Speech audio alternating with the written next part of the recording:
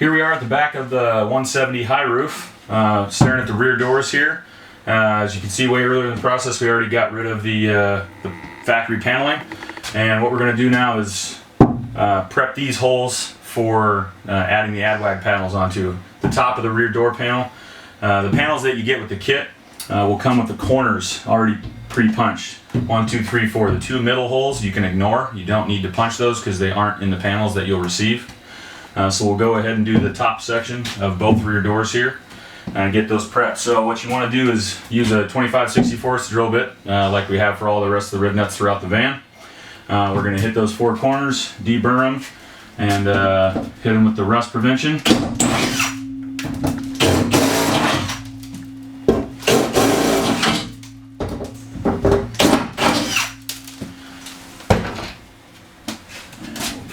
Bird here.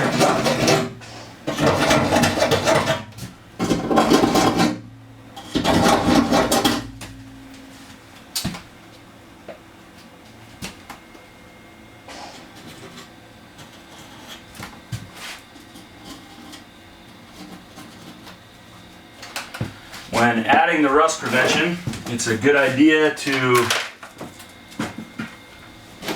avoid overpainting all the way outside of the factory rib, as that's where the panel will stop. So if you get anything further out than that, you're going to end up seeing it, and you just you'd want to clean it off or just avoid being too messy to begin with. I'll go ahead and set some rib nuts.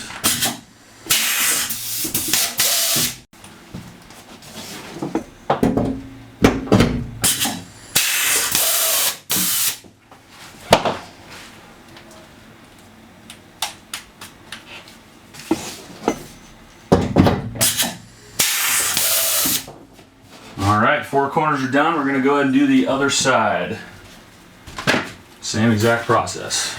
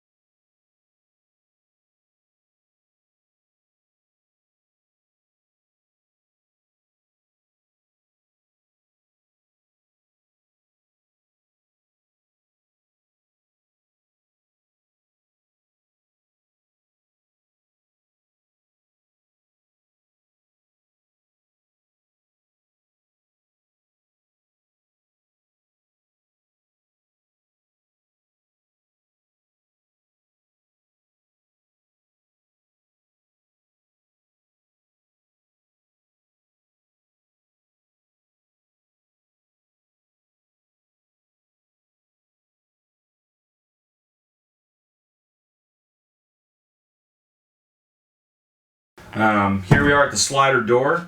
We're going to do the same process, preparing these factory holes for rib nuts to accept the AdWag panels as we did in the rear doors.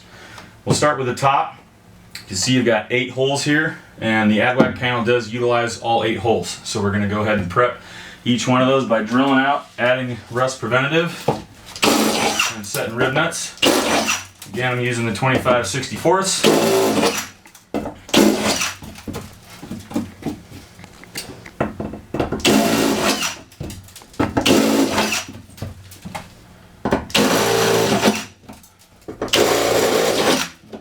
got the holes drilled. Time for some deburring.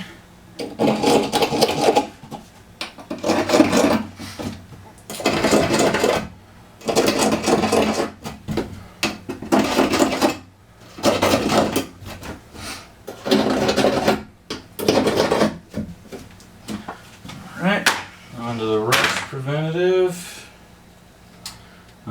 Same sort of issue with the rear doors. You're good to keep from having any of the rust preventative or paint, whatever you might use to seal this from going down below the rib line in the factory door panel to keep it looking nice. Otherwise you'll have to clean it up a little bit once you add the panel onto it so you don't see any of it.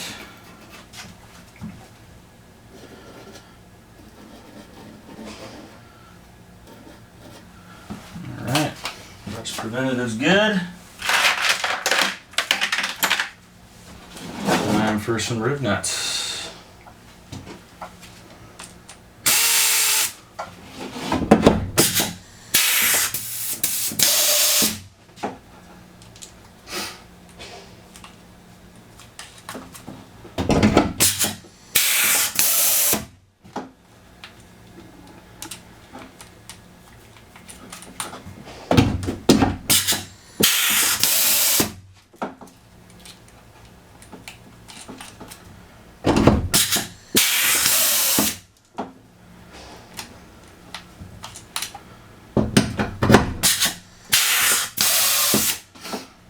As we've mentioned before, it's always a good idea as you're setting the rib nuts before you pull the trigger or squeeze the handles, whatever tool you're using, you want to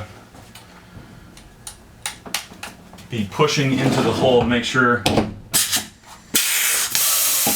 rib nut grabs the sheet metal really nice and tight.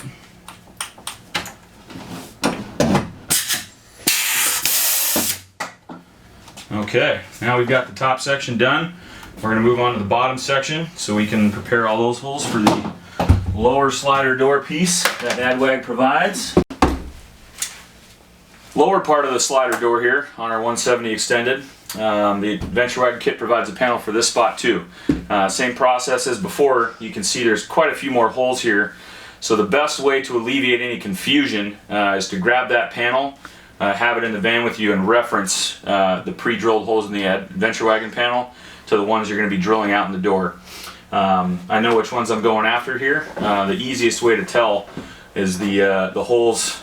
There's most of them with the uniform size and the uniform indentions. These are going to be the ones we're attacking. There's 4 across the top, 2 on the sides, 3 down low. The Adventure Wagon panel doesn't punch a hole for this centerpiece right here. Mammoth vans, we found it's typically not necessary, but if you want to get crafty and you're skilled enough with finding dimensions in space, you could punch your own hole and add a rib nut there for added security, but again, not necessary. So I'm going to go ahead and start drilling these holes.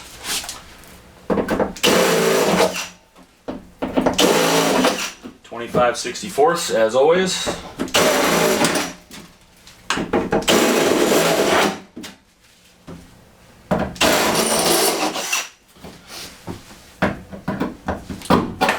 Now before I go any further on this lower left corner hole down here, there is another little piece of sheet metal right behind this. You can keep drilling and go right through it, and then that should be out of your way with no problem.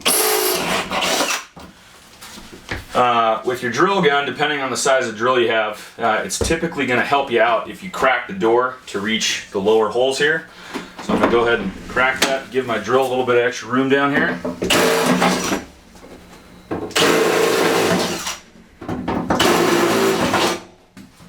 We've got the same story on this low center hole here. There's a little bit of sheet metal extra behind it. You can keep drilling.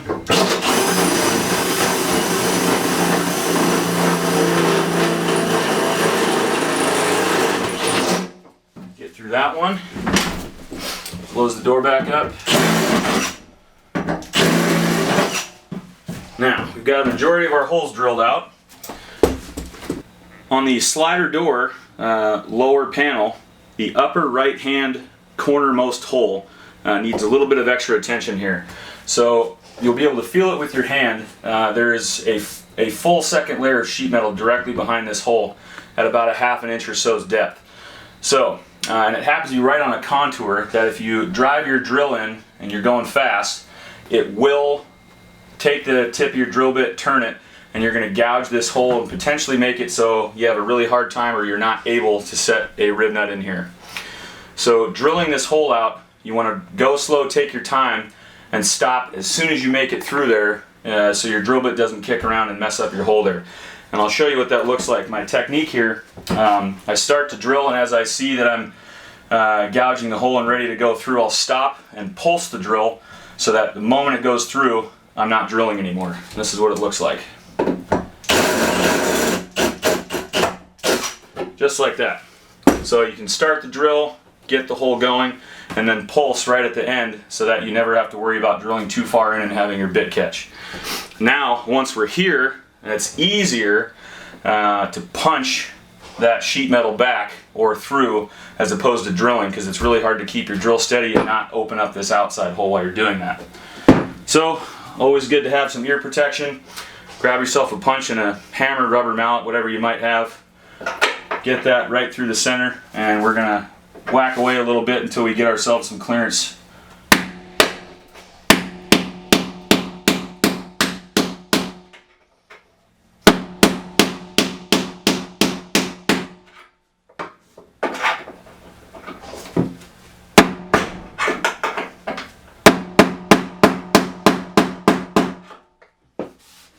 What I'm doing here is opening up space from the hole I have to the sheet metal in the back. A smaller punch will usually do you pretty good because oftentimes it will punch through that second layer of sheet metal for you. This one's a little fat, so I'm not able to get through. I'm going to attempt at giving it a little bit of a drill, and that's exactly what happens when you try to do that. And this is a great way to show you how to potentially fix this hole if you open it up too much. So that angled sheet metal, grabbed my drill, twisted it, and now I've messed up the hole I had a little bit. But with the same punch that you're using, you can actually put it on the edge of the hole that you drilled and reform the metal back into a circle, which will oftentimes save you and give that rib nut some sheet metal to grab onto.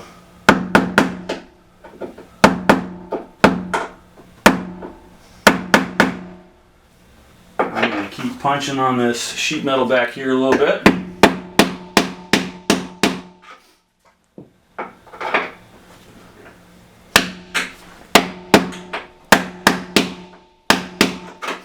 Alright, so I've gone ahead and gotten that back second layer of sheet metal punched out. As I mentioned, using a punch with a hammer, or if you have a steady and strong enough hand, you can drop down to a small drill bit size of an 1/8 or 3/16 inch and try to start a small hole in that second layer of sheet metal and punch through it all the way. Either way, you know you're good when you can take an uncrushed rib nut and push that into the hole and it seats flat against the sheet metal there. Once you've done that, you know you have enough depth for the screws that they provide once you have a panel on and you're putting the bolt in to be able to not hit that second layer of sheet metal. So I'm there. That means I am good to go on my depth, and now I can go ahead and start to deburr, rust prevent, and set the rib nuts.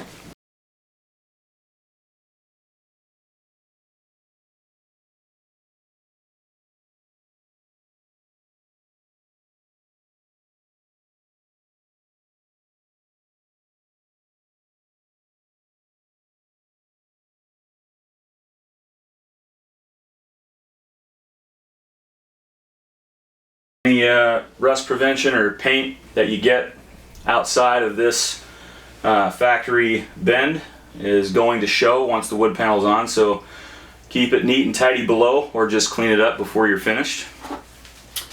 We've got the deburring done, the rust prevention is on.